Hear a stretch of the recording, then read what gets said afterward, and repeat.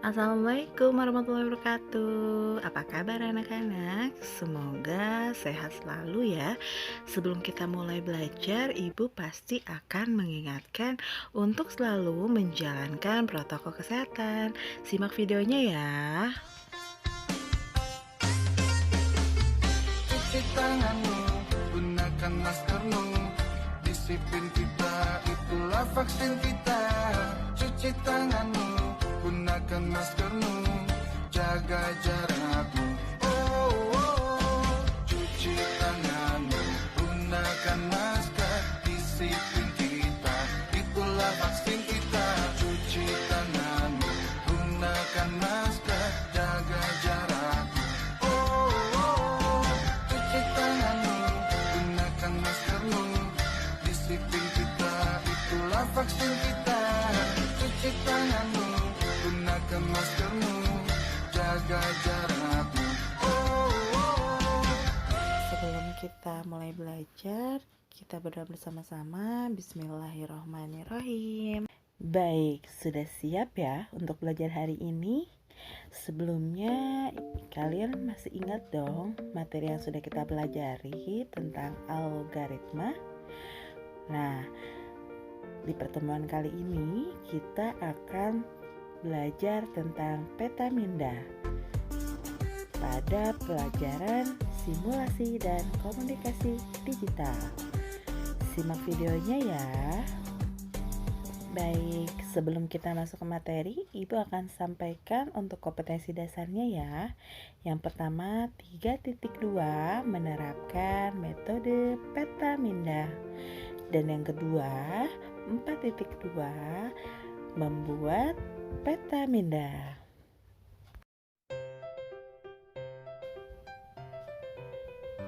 Apa itu peta minda? Peta minda merupakan salah satu cara untuk memvisualkan proses berpikir. Kemudian, peta minda dikemukakan oleh salah satu ahli yang bernama Tony Buzan, berasal dari Inggris pada tahun 1974. Nah, lalu dari hasil penelitian Tony Buzan tersebut menunjukkan bahwa otak kita menyimpan informasi dalam sel-sel saraf dalam bentuk cabang-cabang sehingga tampak seperti bentuk pohon dengan cabang dan rantingnya. Peta minda juga membantu kita untuk memahami suatu hal yang kompleks.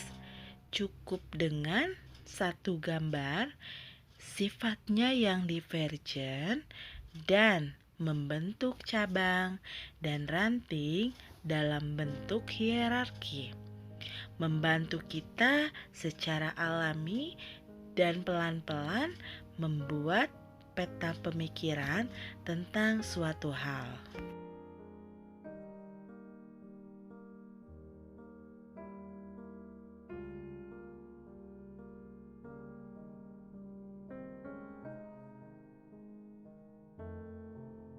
Bagaimana kita akan membuat peta minda? Peta minda dapat dibuat dengan atau tanpa perangkat lunak. Jika memanfaatkan perangkat lunak, beberapa perangkat lunak yang dapat diinstal pada komputer dan berlisensi open source, yaitu FreeMind atau Xmind. Adapun manfaat peta minda menurut Buzan antara lain, yang pertama, merangsang bekerjanya otak kiri dan otak kanan secara sinergis. Yang kedua, membebaskan diri dari seluruh jeratan aturan ketika mengawali belajar. Yang ketiga, membantu seseorang mengalirkan gagasan tanpa hambatan. Yang keempat, membuat rencana atau kerangka cerita. Yang kelima, mengembangkan sebuah ide. Yang keenam, membuat perencanaan sasaran pribadi. Yang ketujuh, meringkas isi sebuah buku. Yang kedelapan, menyenangkan dan mudah diingat. Adapun kegunaan petamenda menurut Michelle Michaiko yaitu sebagai berikut. Untuk yang pertama, memberi pandangan menyeluruh pada permasalahan pokok. Yang kedua, merencanakan rule atau kerangka pemikiran suatu karangan. Yang ketiga, mengumpulkan sejumlah besar dalam di suatu tempat.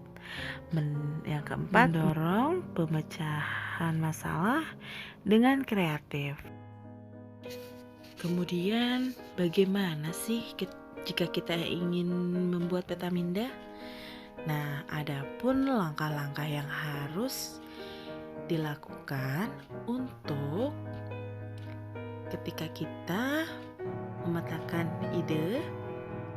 Yang pertama, membuat subjek atau judul.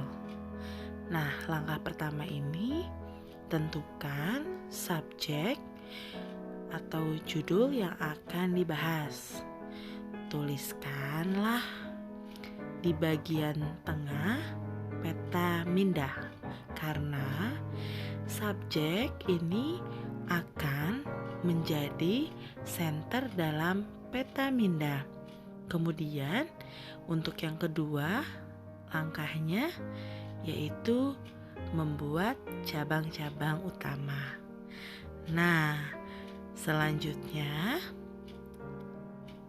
tulislah ide-ide yang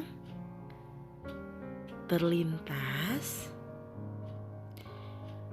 atau yang terkait dengan subjek. Yang ketiga, kembangkan cabang-cabang utama.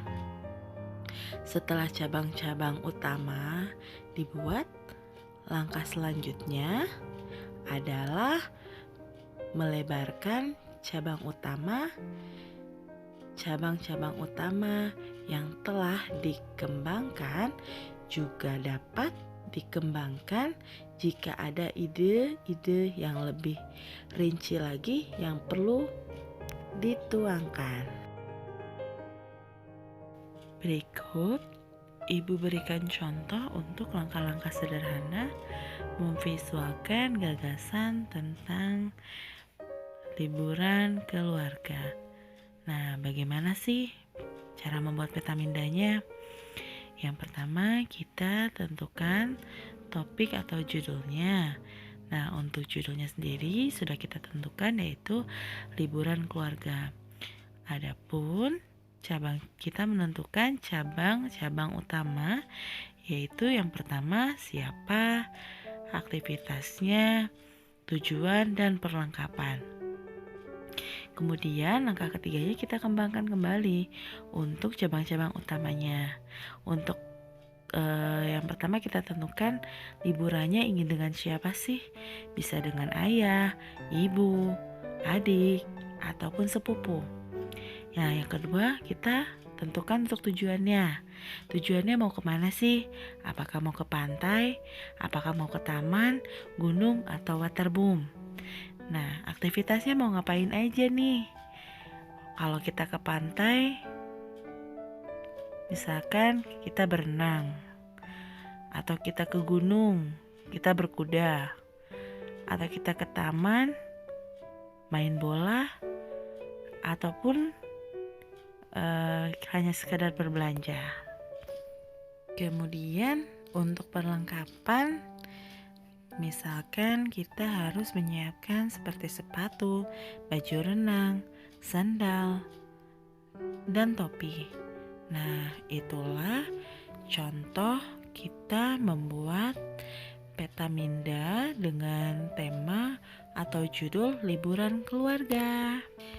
Adapun kesimpulan untuk materi yang sudah disampaikan tentang peta minda, yaitu peta minda merupakan salah satu cara untuk memvisualkan proses berpikir adalah dengan menggunakan peta minda.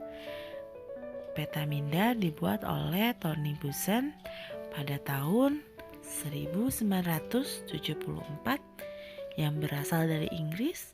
Adapun aplikasi atau software yang dapat digunakan untuk membuat peta minda antara lain bisa menggunakan dengan Freemind atau Xmind. Nah, langkah-langkah untuk membuat peta minda atau menentukan sebuah ide gagasan antara lain, yang pertama membuat subjek atau judul atau tema juga boleh.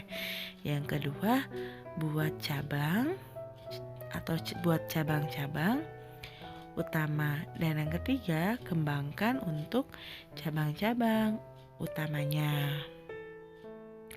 Kemudian di sini seperti yang sudah disampaikan tadi, menurut Buzan, metode peta minda dapat bermanfaat untuk yang pertama, perangsang bekerjanya otak kiri dan otak kanan secara sinergis.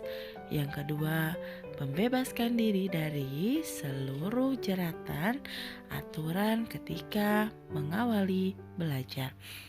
Yang ketiga, membantu seseorang mengalirkan gagasan tanpa hambatan.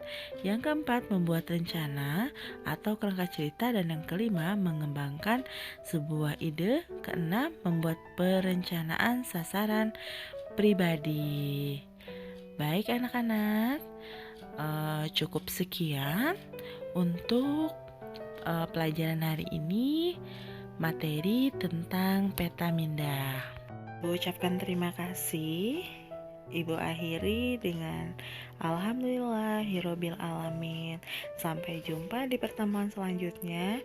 Tetap semangat belajar di rumah. Assalamualaikum warahmatullahi wabarakatuh.